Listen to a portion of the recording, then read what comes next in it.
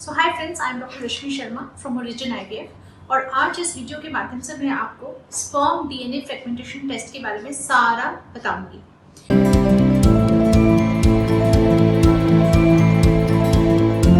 सबसे पहले हमें ये जानना होगा कि स्पर्म का क्या काम है। स्पर्म एज वी नो एक डीएनए कैरियर की तरह काम करता है। स्पर्म की अगर हम शेप को देखेंगे तो उसमें एक हेड होती है, एक मिडिल पीस होता है, टेल होता है।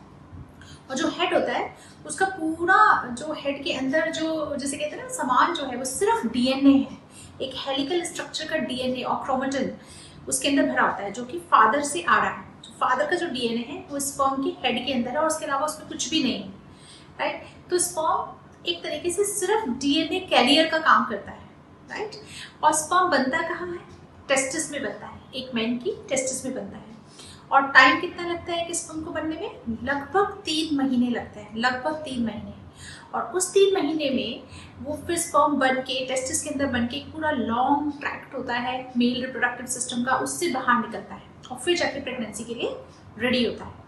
इस सारे प्रोसेस में जब वो स्पर्म बन रहा है, जब वो स्पर्म ट्रैक्ट में है, जब वो स्टोर्ड है in the male reproductive system, उस छोटे से स्पर्म पे जिसपे कि कोई खास प्रोटेक्शन भी नहीं है, जिसके हेड में सिर्फ डीएनए है और कोई उसके प्रोटेक्टिव लेयर नहीं है, उसके ऊपर बहुत सारी इंजरी हो सकती है, बहुत सारी इंसल्ट्स उस स्पर्म को सहनी पड़ सकती है, जिसकी वजह से उसका जो डीएनए है उस पर ब्रेक्स आ जाते हैं, राइट। इसी को हम कहते हैं स्पर्म डीएनए फ्रेगमेंटेशन।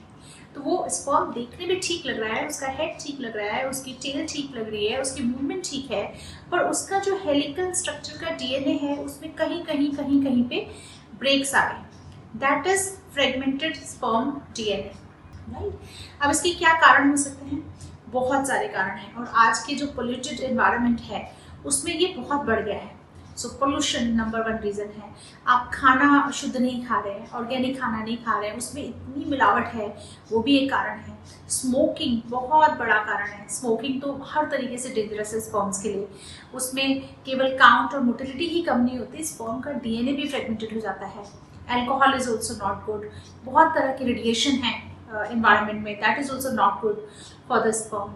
इसके अलावा वेरिकोसील है ना, टेस्टिस के अंदर बहुत सारी वेन्स होती हैं स्पर्म्स का, जिससे कि वहाँ पे टेम्परेचर बढ़ जाता है, उससे भी स्पर्म का डीएनए फ्रेगमेंटेड हो जाता है।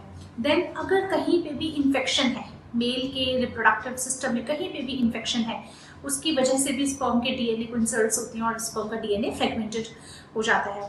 तो इन्फेक्शंस हैं, वेरिकोसील है, या बहुत प्रोलॉन्ग्ड अनइजैकुलेशन, मतलब बहुत लंबे समय तक भी अगर डिस्चार्ज नहीं किया गया है तो स्पर्म जो थे वो वहीं पे स्टोर्ड है महीना 2 महीना से, तो वहाँ पड़े पड़े भी उनका स्पर्म डीएनए फ्रेगमेंटेड हो जाता है।